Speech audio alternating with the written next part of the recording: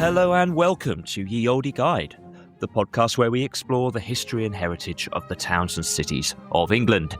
Today we're heading to Oxford, a place world famous for hosting the world's first English language university and home to historic buildings that stretch back 1,000 years. From academia to architecture, politics to culture, Oxford has shaped Britain in ways far bigger than its size might suggest. So this is set to be a bumper episode. I'm Liam McGrath, and as always, I'm delighted to be joined by Ye Olde Guide's resident historian, Daniel Gooch. Hello, Daniel. Hello. Hello. Nice Now, back. good. Great to see you. Now, Oxford might be a relatively small city, but its influence on British life is absolutely huge, isn't it? It is, yes. I mean, what comes up when you first think of Oxford? Dreaming Spires, tourism, 31 prime ministers, Bill Clinton, the Oxford vaccine. So much has come out of the place. But our challenge, of course, is not just to talk about the university, to get beyond that, talk about the city itself as well, what's come out of both of them. So I'm very much looking forward to covering them in these episodes. Agree with you. We will be breaking down this city because there's so much going on. We'll break it down into a few episodes. And this first episode will be an introduction to the city to set the scene before the detailed sections that we do afterwards in subsequent episodes. But before we talk about Oxford, we want to wind back to some previous episodes.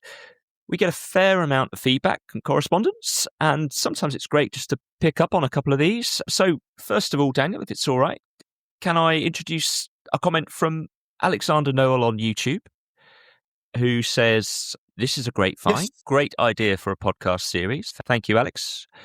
Covered Wakefield pretty well on the most part, other than that we didn't mention Robert Hood, one of, if not the front runner for the inspiration of Robin Hood.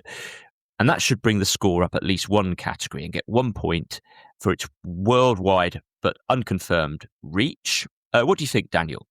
I think it's a good comment. I think this is looking at, yes, Robert Hood, who appeared in court records in Wakefield from the early 14th century, was possibly outlawed. There's other links. Some of the early ballads place Robin Hood in Barnsdale Forest near Wakefield. There are even court records of a John le Little around the same time. There's an excellent blog from quite recently, actually, last September on this by Wakefield Libraries, which you can find very easily online, which goes into the connections between Robert of Wakefield and Robin Hood in quite a lot of detail. There's also other connections with the area. You've got a village not far from Wakefield called Robin Hood. I think some of the legends do place him more broadly around the kind of Wakefield and Doncaster area. Hence, you have Robin Hood Airport in that region, not serving Nottingham, as you might think. So it sounds like Wakefield might get some credit for Robin Hood. And it's certainly claimed by Nottingham. And we also got some feedback on Nottingham. And this one's from J&J on Spotify. Cool name, by the way. And they said they were stunned we didn't mention the architect, Watson Fothergill. And honestly, I'm a bit stunned as well, because I'm sure we planned to, and it somehow didn't make it into the episode. But yes, Nottingham is blessed with a whole collection of striking and characterful buildings, which date from the 1860s through to the 1900s, designed by the local architect, Watson Fothergill. More than 100 buildings are dotted around the city and in more wider Nottinghamshire. But probably the most prominent that you see on the old market square is the Queen's Chambers. And this is a really distinctive, quite tall, Gothic revival style building. And it's the mix of influences that makes his work so interesting. 15 to 17, George Street, Gothic revival again, with colourful brickwork, elaborate carvings, decorative timber eaves, ornate chimneys, all those wonderful patterned bricks. He designed offices, warehouses, shops, banks and homes, and his work really shapes the atmosphere of Nottingham today. And as I was just reading about Watson Fothergill, actually, I was thinking I'd just love to walk around Nottingham and look at some of these buildings. And it turns out you can do that. There is an occasional walking tour dedicated to his buildings, and there's one coming up on April the 12th, 2026. And I can't think of a better way to explore the city. So thank you for that feedback, both Alexander and J&J. As always, feedback and ideas for the show are always very welcome. So please do add it on YouTube, Spotify, Apple, wherever you're listening. It's actually great fun to look back at the places we've visited and even better if it gives us an excuse to revisit. Right, let's get to Oxford. In this episode, we'll introduce the city as a whole, and then in future episodes, we'll take deep dives into 5 key themes. There's so much to cover, especially in our first category, politics and war, that this guide will definitely need a few instalments. Oxford itself is a relatively small city, home to around 170,000 people. It sits on the upper reaches of the River Thames, right where it meets with the River Cherwell. The Thames, of course, is the major river that eventually winds its way through London. It's the longest river entirely in England. But at Oxford, it's still narrow. And the very name of the city, I think, hints at its origins, a place where you could ford the river. We'll come back to that. Geographically, the city sits roughly halfway between London and Birmingham. It's in the south of the country, and I think it has a fairly distinctive urban layout, which we'll explore as the series goes on. It has a fairly compact urban core, which is a long, narrow stretch between the Thames and the Cherwell, and it's full of buildings that are hundreds of years old, centred around, I'd say, the 12th century Carfax Tower. And this area is dominated by the university buildings, its colleges, libraries and faculties, and the presence of the university has shaped its identity for almost a millennium. To the southeast of that historic urban core lies a different urban landscape, and it's a large area of 20th century development tied to Oxford's industrial and manufacturing boom in more recent times. So, Daniel, let's go back to the start. I've hinted at it already, but what were the origins of Oxford? The first occupation of Oxford, as you said, was probably a site from which to ford the rivers, with it sitting today on the Thames and the Cherwell. But the first proper evidence of settlement comes from the Anglo-Saxon period. The Anglo-Saxon Chronicles suggests there was a palace in Headington, which is now part of Oxford, built by Ethelred the Unready, and gives the first mention of Oxford in 912, saying Edward the Elder held the town. Now, the Saxon town was a small, pretty square area around Carfax, which is still more or less in the centre of the city today. The Saxons might have set a town up here because of that convergence of rivers. This might have helped from a defensive standpoint, but also, as some historians have pointed out, the Saxons weren't as adept at road building as the Romans, so had to rely more on river transport to get around. Now, Oxford became a Saxon burh on the edge of the Kingdom of Wessex, founded by Alfred the Great to defend the kingdom from the Danes. Alfred set up about 30 burhs to mark and defend this border with the Danelaw, the area under Danish law, under Viking law. And the Alfred Jewel, which he probably had commissioned, is a very popular exhibit in Oxford's Ashmolean Museum today. Not surprisingly, this position at the edge of the Saxon kingdom on the border of the Danelaw did lead to periods of conflicts with the Danes, who burned Oxford to the ground in 1009, but Oxford recovered to become an important settlement, hosting Wittens, which was a kind of a form of king's council, and being the place of death of 2 different Saxon kings. Wow. So already a lot of history, and we're only at the Saxon era. What about at the time of the Norman conquest? How significant was Oxford at that time? Well, its population was about 5,000, so actually pretty large by the standards of the day, but more than half the taxable houses in the city were in ruins, according to the Domesday Book. No one is completely sure why. It could have been through fire, could have been through people abandoning the city, but the Normans soon rebuilt the place. They built the first Oxford castle just to the west of the Saxon city, defences around the city, a wooden stockade at first, which was later replaced by a stone wall, and the first bridges over the rivers. The city suffered a notable siege later during the Anarchy, the civil war between Matilda and King Stephen, and under the Normans came maybe the most important event in Oxford's history, the founding of Oxford University around about 1200. Now, Oxford continued to be an important place. It was a location of numerous parliaments and a royal palace, but it suffered a relative commercial decline, you'd have to say, in the late Middle Ages, going from about the 8th to the 29th most prosperous town in England by taxable wealth, from 1344 to 1523.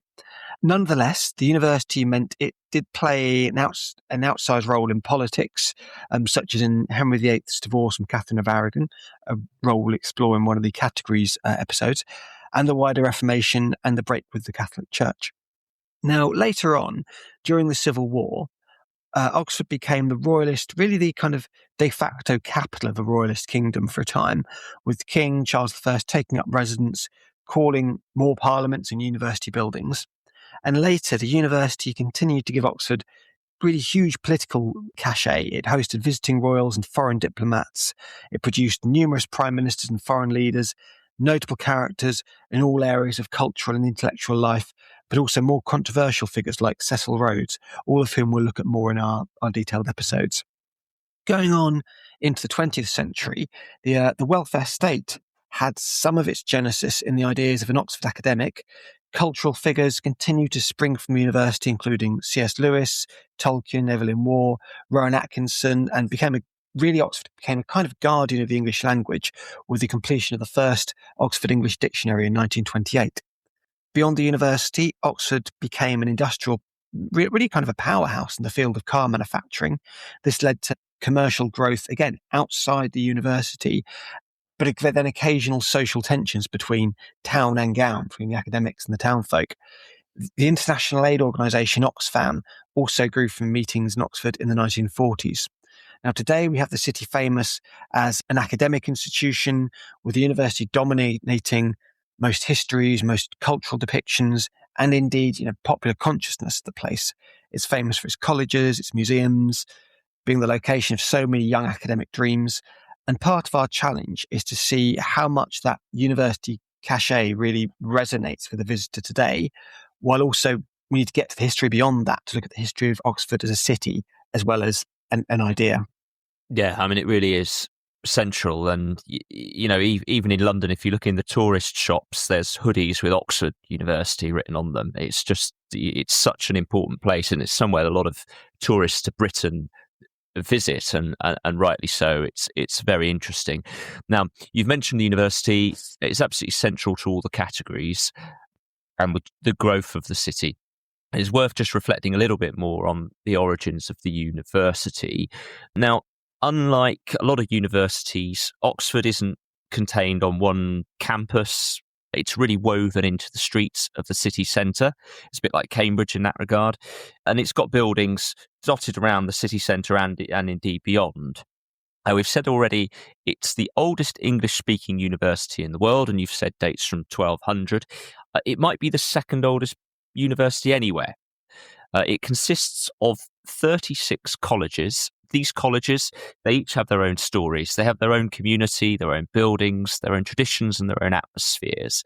And as a student, you join one of these colleges, and that's where you study, and that really is the centre of your life and experience at the university. Beyond the colleges are the university's faculties, where most of the teaching and research takes place. The university today is consistently ranked among the top universities of the world.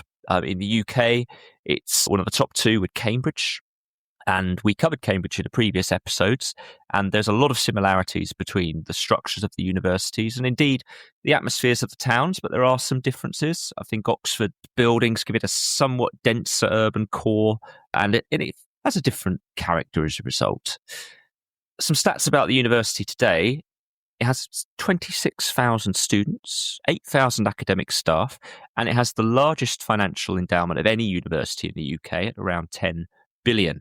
You've hinted at some of the alumni. Well, more famous people have studied here than we could ever hope to list. But just to give you an idea of the scale of this, there are roughly 2,350 Wikipedia pages devoted to people associated with the University of Oxford. So before Oxford was founded as a university, what were the origins of universities in general? Before you had universities as separate academic institutions, teaching was often done in schools attached to religious institutions. The first separate universities, kind of fully founded separate academic teaching institutions, were probably, I think, founded in Italy. I think the University of Bologna is the oldest one that's still going. And they were concerned with often practical subjects like medicine that could more obviously be studied and taught independently of the church. Also, in the 13th century, when this started happening, there was kind of an increase in general administration and correspondence in European society, that required more educated people who could carry all this out. So guilds of teachers, which is essentially what the early universities were, formed, again, outside the church. And is there any reason why it was Oxford? What made Oxford a special place? There are references to teaching in Oxford from the earliest ones are from the 12th century. The earliest references to teaching there are lectures from around that time. But there are numerous myths about the university's foundation and why it was there that go back further. One of the most pervasive, I'll cover the myths first before we get on to perhaps the more factual basis. One of the most pervasive myths was that Alfred the Great founded it. After all, he did make Oxford the city a burr, as we saw earlier. And one college actually forged a charter in the Middle Ages to support this. And the university was even celebrating its millennium in the 19th century based purely on this myth. It's perhaps more likely that when Henry II barred English students from studying at the University of Paris in 1167, this led to more development at Oxford, with the syllabus largely replicating that of Paris at the time.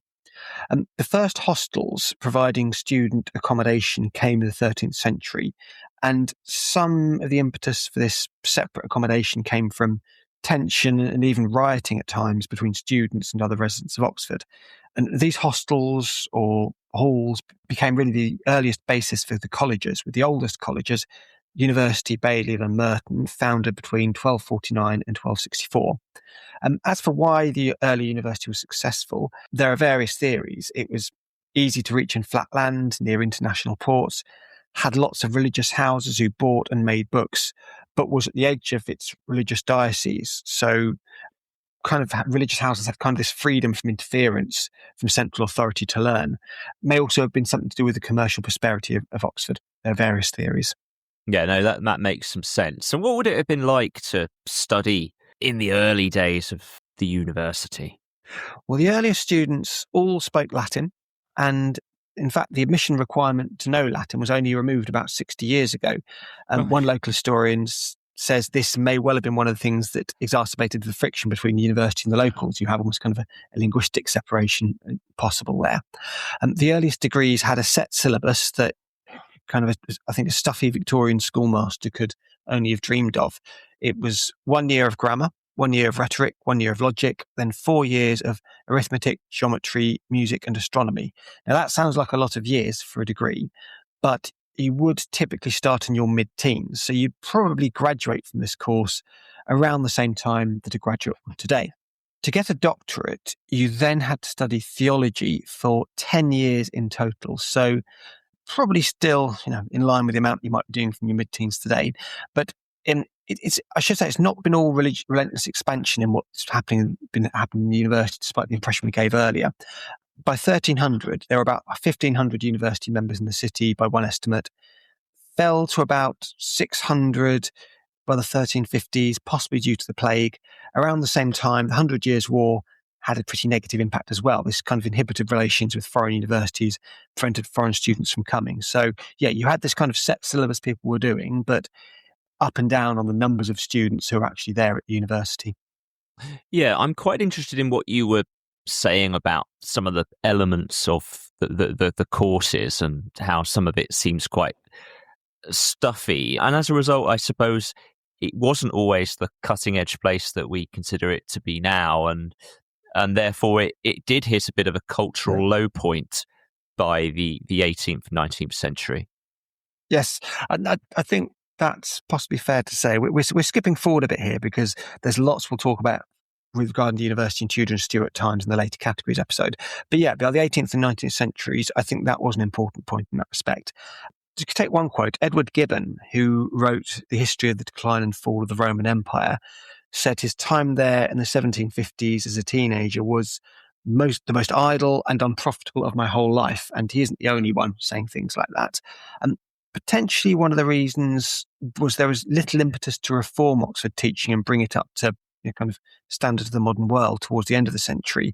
It has been theorized that the French Revolution caused a lot of political conservatism, which caused kind of fear of major reform in England. Could also have been linked perhaps to a bit of a lack of industrial development in Oxford compared with the rest of the country and other cities of similar sizes. might imply a bit of a regressive conservatism about the place. But this kind of cultural stagnancy, you might say, continued into the mid-century when Oxford began to compare unfavourably in some respects with some of the newer established universities. It was so aggressive it still wasn't admitting Jews or Catholics at that time. One historian has said Oxford was rife with nepotism, with lazy fellows who hardly did any teaching, owing their positions to connections rather than merit. But there were some reforms later. It started with a royal commission in 1850, which led to some governance reforms, but still non-Anglicans weren't admitted until 1871. And as we said, knowledge of Latin and even Greek was still required well into the 20th century. And all this did mean, on the fun side, you could get some, I suppose, proper eccentrics at your university who were able just to sit there pursuing their interests without really any accountability about what they were doing. A very famous example is William Buckland. He was a theologian and paleontologist. He's most famous for all the weird things he used to eat, including moles, alligators, hedgehogs, flies, countless other animals, plus allegedly, I'll draw a line under allegedly, part of Louis XIV's mummified heart, though that is questioned by historians. You also had the Reverend Spooner, famous for his strange turns of phrase, like, "You have hissed my mystery lectures," instead of "You have missed my history lectures." And we will talk a little bit more about him in one of our later episodes.